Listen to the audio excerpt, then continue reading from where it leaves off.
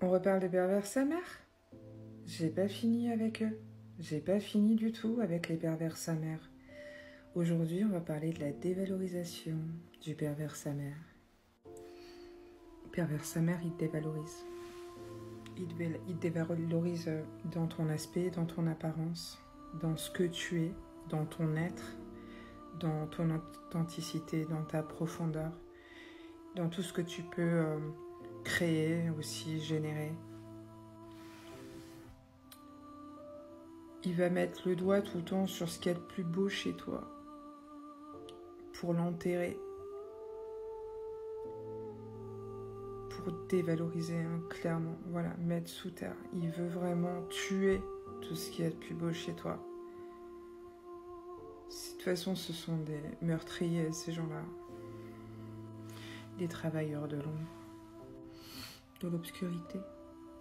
L'objectif de l'amoindrissement,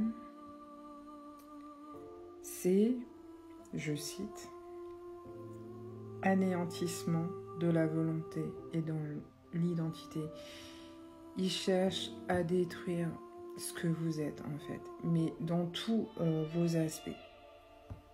Donc on a dévalorisation et critique constante, dénigrement des opinions, des valeurs, et plein d'autres techniques, hein, manipulation émotionnelle, isolement, contrôle total. Un pervers sa mère, c'est un pervers sa mère, il n'utilise pas un seul comportement, il en utilise plein. Il y a tellement de choses à dire, c'est vaste. En tout cas, si vous tombez sur quelqu'un qui commence à dévaloriser, déjà quelqu'un qui commence à vous critiquer ou va dévaloriser sur votre aspect, sur votre apparence, déjà ça pue, vous le sortez. Si vous tombez sur quelqu'un qui commence à critiquer ce que vous êtes, ou la façon dont vous êtes, vous sortez. En fait, vous sortez tout ce qui est bancal, hein, clairement, voilà. Restez avec des gens bien, des gens qui sont dans la lumière, des gens qui ont vraiment des valeurs. On ne demande pas à tout le monde d'être